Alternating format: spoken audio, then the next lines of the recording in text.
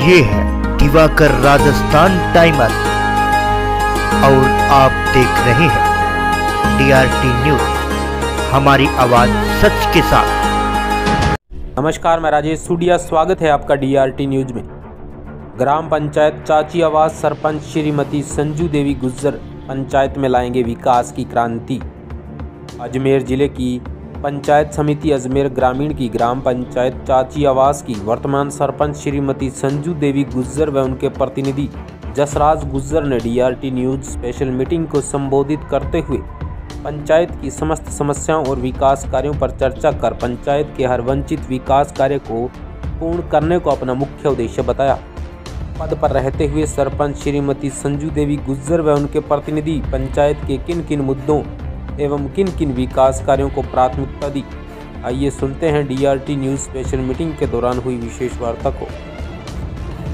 नमस्कार, आप देख रहे हो DRT न्यूज चैनल। तो मैं आपके साथ संवाददाता वीर सिंह। तो आज हम पहुंच चुके हैं ग्राम पंचायत चाची आवास, जो यहाँ की वर्तमान सरपंच है श्रीमती संजू देवी जी गुज्जर। तो उनके प्रतिनिधि हमारे साथ जुड़े हुए हैं, सरपंच प्रतिनिधि जसराज जी। तो उनसे आज खास मुलाकात के अंदर बात करेंगे जसराज जी गुज्जर के साथ। सर नमस्कार, पहले तो आपको नव वर्ष की बहुत बहुत बधाई हो। आपको भी सर नव वर्ष की बधाई हो। तो सर, जैसे अपने बात करते हैं ग्राम पंचायत के अंदर मुद्दे और मसले तो बहुत होते हैं। जो अहम मुद्दा है वो अपने शिक्षा का है। शिक्षा एक वह शेरनी का दूध है, जो पिएगा वही दहाड़ेगा। तो अपने यहाँ पे शिक्षा का क्या स्तर है सर?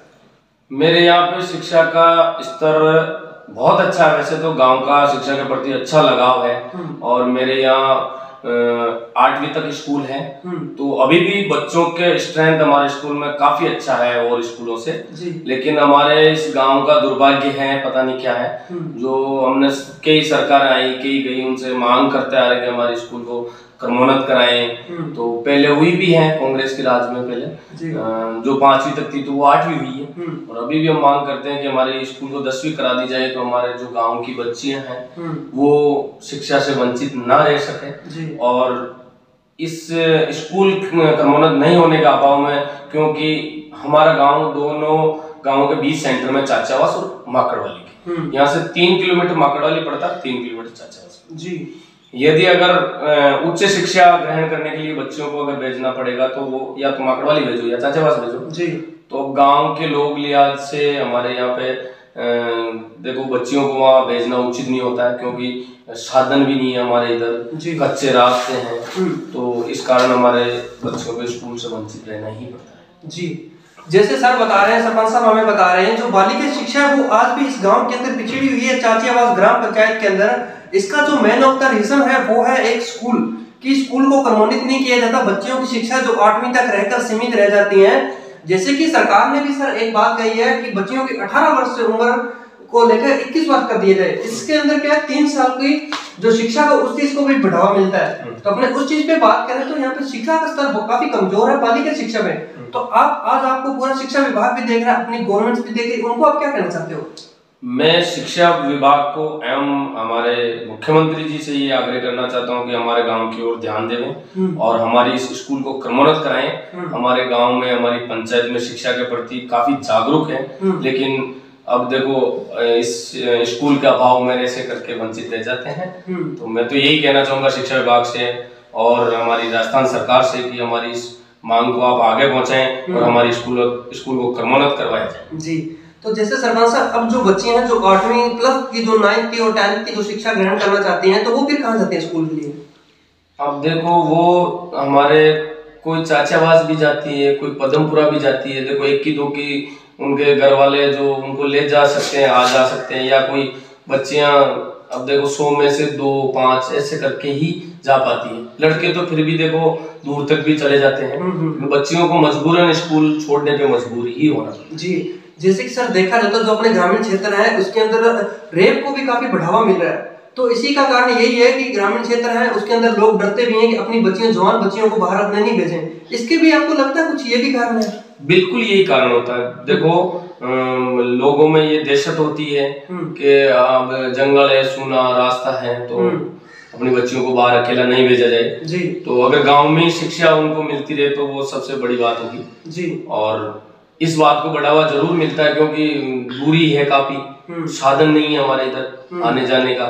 अब कोई बाइक पे जाए, किसी का घर में है, किसी में नहीं है, कोई गरीब है, कोई कैसा भी है, तो इस चीज को जरूर जानकारी के अभाव में और शिक्षा से वंचित रहने से बढ़ावा तो मिलता ही है। जी बिल्कुल। तो ये थे हमारे साथ सरपंच साहब। तो सरपंच साहब अपने नेक्स्ट मुद्दे की ओर बात करते हैं। जैसे कि अपने सीएम साहब और पीएम साहब ने भी प्रस्ताव के अंदर बात कर दी गई है कि जो बच्चियों की 18 वर्ष की उम्र को लेकर 21 वर्ष बढ़ा दी, क्या आपको लगता है ये सही है? देखो, ये जो पीएम साहब ने या सीएम साहब ने किया है तो ये तो देखो अच्छी बात है। वैसे अगर इतना जो टाइम मिलेगा, वो जैसे 18 के बाद शादी कर दी जाती है, वो ससुराल चली जाती, इस टाइम अगर पढ़ाई करें और पढ़ाई की ओर ध्यान दें तो अच्छी बात है। वैसे बिल्कुल उनका भविष्य भी बन सकता है। भविष्य भी बन सकता है। तो जैसे सरपंच साहब, मैंने और काफी लोगों से बात की है, जनता की मैंने राय ली, तो जनता का कहना यह भी है कि इस चीज के अगर फायदे भी है तो नुकसान भी है। हाँ, दोनों चीजें, फायदे और नुकसान दोनों है। और अगर गाँव में पिछड़ा हुआ समाज है तो उस हिसाब से ये गलत भी है और वैसे सही भी है। शिक्षा के हिसाब से अगर उनको समय मिले तो वो पढ़ाई भी कर सकते हैं। बिल्कुल। देखा जाता है कि बाल विवाह है वो वैसे भी लोग काफी कर रहे हैं, इस चीज को बाल विवाह को भी बढ़ावा मिला है।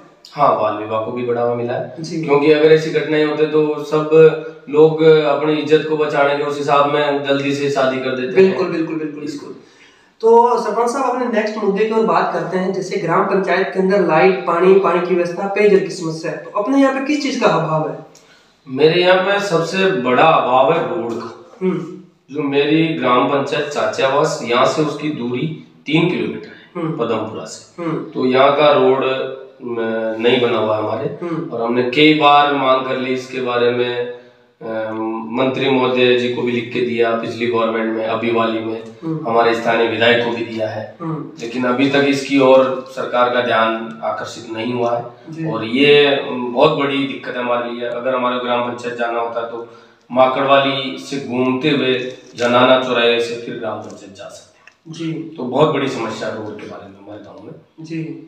तो जैसे सरपंच साहब अपने बात करते हैं युवा पीढ़ी की, जो युवा पीढ़ी है नशे की ओर आकर्षित भी हो रही है और पतन की ओर भी जा रही है, और आप एक युवा सरपंच प्रतिनिधि हो, तो सर युवाओं को क्या कहना चाहते हो? जैसे आज आपको पूरा भारत देश देख रहा है, आपके ग्राम पंचायत के भी लोग देख रहे हैं, पंचायत समिति के लोग देख रहे हैं, तो युवाओं को क्या कहना चाहोगे नशे के प्रति? मैं युवाओं को यही कहना चाह रहा हूँ कि नशे से वो दूर रहें और अपनी पढ़ाई लिखाई पे ध्यान दें। और नशा एक गलत चीज है और इसकी ओर ध्यान नहीं दें। और हमारे गांव में बड़ी बात है कि मेरा जो गांव है पदमपुरा, उसमें आज तक शराब का ठेका नहीं है। क्या बात है? अगर यहाँ ठेका कोई जबरदस्ती से कोई लगा भी देता है कहीं और से, रजिस्टर्ड तो कोई ब्रांच हमारे है नहीं जी। और अगर हो जाती तो हम गांव वाले सब उसको तुरंत प्रभाव से हटा देते और कई बार हमने हटाया। क्या बात है? तो हमारे गांव में आज तक शराब का ठेका नहीं जी। हो सकता है मेरे ग्राम पंचायत में हो सकता है, लेकिन मेरे गांव इस पदमपुरा में शराब का ठेका भी नहीं जी। जैसे कि ये बहुत सरपंच साहब ने बढ़िया बात की कि देखो जो नशा है, नशों से क्या होता है पूरे लोगों के घर बर्बाद हो जाते हैं और काफी लोगों की तो जान हानि भी हो जाती है।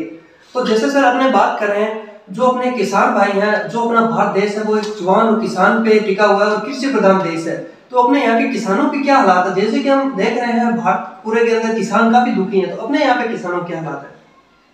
किसानों के हालात तो देखो, अभी तो महंगाई इतनी करके किसानों का हालात तो कमजोरी है। अभी जैसे किसानों को यूरिया नहीं मिल रहा था और कई चीजें, और अब देखो जमीनें भी किसानों के पास इस महंगाई की वजह से कई लोगों के पास थोड़ी थोड़ी जमीनें हैं, इतने बड़े किसान तो है नहीं, तो है तो परेशानी किसानों को। तो इतना पानी का स्तर भी इधर इतना नहीं है, नॉर्मल सा है, जो किसानों की हालत तो खराब ही है और महंगाई के हमारे किसान परेशान तो है जी। सर तो अपने सरपंच साहब से नेक्स्ट क्वेश्चन भी करते हैं। सरपंच साहब हमें एक सवाल को और जवाब दीजिए। देखा जाता है जो भ्रष्टाचार है वो काफी सुर्खियों में है और देखा जाता है आए दिन एक ना एक आधा जैसे कोई ट्रैक हो ही जाता है। तो अपने बात करें अपने यहाँ पे भ्रष्टाचार का क्या स्तर है, जैसे अपने ग्राम पंचायत या पंचायत समिति लेवल पे बात करें तो? हमारे यहाँ पे अजमेर की एसीबी का जो ब्रांच है कलेक्ट्रेट में, उन्होंने अपनी ग्राम पंचायत चाचावास को गोद लिया है। तो हमारे यहाँ पे तो वैसे ही जागरूकता का वो चला रहे हैं और इतना वो नहीं है, लेकिन वैसे तो क्या है कि अब देश को तो अपन बदल नहीं सकते कि कैसा क्या हो रहा है, लेकिन फिर भी ऐसा हमारे इधर तो नहीं है। और अब वो तो जो बड़ी लेवल का जो सब जगह का होता है उसमें तो अपन क्या कर सकते हैं, बाकी हमारा फिर भी ऐसा ही कोई बात नहीं जी।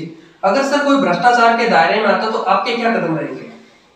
अगर वो ऐसी चीजें करता है तो हम उस पर कार्रवाई करवाएंगे। क्या बात, एक बार उसको समझाएंगे कि ये बहुत बात गलत है, और फिर भी अगर वो 1-2 बार समझाने से नहीं हुआ तो उसको जो भी सजा मिलनी चाहिए वो सजा दिलवाएंगे। क्या बात है सरपंच। ये थे हमारे साथ सरपंच साहब जगपाल जी, तो अपने जसराज जी, तो इनसे हमने आज बात की और इनके ग्राम पंचायत के मुद्दों के बारे में अपने जान की। तो सर अपने बात करें जैसे मृत्यु भोज की, देखा जाता है कि मृत्यु भोज काफी लंबी टाइम से चली आ रही परंपरा है, और कोविड के अंदर अपने सीएम साहब और पीएम साहब ने गाइडलाइन जारी की थी मृत्यु भोज बंद होना चाहिए। तो अपने ग्राम पंचायत स्तर की बात करें तो यहाँ पे क्या स्तर है मृत्यु भोज का? हमारे यहाँ पे मृत्यु भोज का वैसे तो इतने ज्यादा होते नहीं है, लेकिन अब देखो गांव का कल्चर है तो हमारे क्या कहीं पे भी देख लो आप, ये मृत्यु भोज तो देखो सामाजिक जो कुरीतियां जो चल रही है शुरू से धीरे धीरे मिटेगी। काफी हम लोगों को जागरूक कर रहे हैं कि आप मृत्यु भोज नहीं करें, क्योंकि मृत्यु भोज करने में कोई गरीब आदमी है उसकी हालत भी नहीं है, लेकिन मृत्यु भोज में फिर भी वो दब जाता, पिस जाता है और काफी समय तक उसका वो कर्जा हो जाता है तो वो चुकाता रहता है। तो हम तो जनता से ही आग्रह करेंगे कि इसकी ओर जागरूक हो और धीरे धीरे से इसको मिटाया जाए। जी सर, जैसे कि सर हमने आपकी ग्राम पंचायत का भ्रमण किया तो हमारे को एक खेल मैदान भी देखने को मिला कि देखो जो युवा पीढ़ी नशे से हटके और खेल मैदान की तरफ जुड़े। तो अपने विकास कार्य की बात करें तो खेल मैदान है और क्या क्या विकास कार्य हुए अपने यहाँ पे? हमारी ग्राम पंचायत में हमने देखो जैसे पदमपुरा ग्राम है, इसमें पूरी गलियां रोडें आप जाके देख ले हमने कच्ची पड़ी थी और पूरी ब्लॉक लगवाई हमने। और हमारे ग्राम पंचायत में चाचा आवास में खेल मैदान का कार्य भी प्रगति पर है, और एक बालिका खेल मैदान उसके 4 दीवारी करके कंप्लीट हो गया। और अभी हमारे इस 26-27 तारीख से ग्रामीण ओलंपिक की वो जो टूर्नामेंट वगैरह जो सरकार ने कहा है अपने बजट में जो करवाना चाहिए वो होगी, और मैदान हमारा तैयार है और काफी काम करवाए जा रहे हैं। हमारे यहाँ पे सार्वजनिक शौचालय हैं, गांव में ये चौक में ब्लॉक लगाना, पूरे गांव को आप भ्रमण कर लीजिएगा, काफी विकास कार्य करवाए गए हैं। फिर भी कोरोना में भी बजट का काफी अभाव रहा सरकार की तरफ से, तो फिर भी हमने जैसे नरेगा की स्कीम होती है उसके तहत काम किया। जी सर, तो ये थे हमारे साथ सरपंच साहब। तो सरपंच साहब आपने हमारे को 10 मिनट टाइम दिया, आपका भी बहुत बहुत धन्यवाद। जैसे कि आज आपको पूरा भारत देश देख रहा है, आपके लोग ग्राम पंचायत के देख रहे हैं, तो इनको हमारे DRT न्यूज चैनल के माध्यम से क्या सुझाव देना चाहते हो? तो सर जैसे अपने बात करें कि आप क्या सुझाव देना चाहते हो आपके ग्राम पंचायत के लोगों को? मैं मेरी ग्राम पंचायत के लोगों को ये सुझाव देना चाहूंगा तो नशे से युवा पीढ़ी दूर रहें और शिक्षा के प्रति पूरा लगन से मेहनत करें, और शिक्षा ही हमारे जो बच्चों का या हमारा सबका भविष्य बदल सकती है। यही एक बहुत बड़ी चीज है जो ये जिंदगी भर कभी खत्म नहीं होती है, और चीज पैसा टका आदमी के पास खत्म हो जाता कर जाता, वो शिक्षा से अगर अच्छी पढ़ाई करेगा अच्छी पोस्ट पे, तो ये बहुत बड़ी बात है जो शिक्षा पे पूरा जोर रखें। वैसे हमारी ग्राम पंचायत में काफी लोग जागरूक है शिक्षा के प्रति, फिर भी मैं हमारे ग्राम पंचायत के लोगों से यही कहना चाहूंगा कि वो शिक्षा के प्रति जागरूक रहें, नशे से दूर रहें। और बहुत बहुत धन्यवाद सरपंच साहब, जब आपने 10 मिनट टाइम दिया हमें। बिल्कुल साहब, धन्यवाद आपका भी। जय हिंद, जय भारत। देखते रहिए DRT न्यूज चैनल।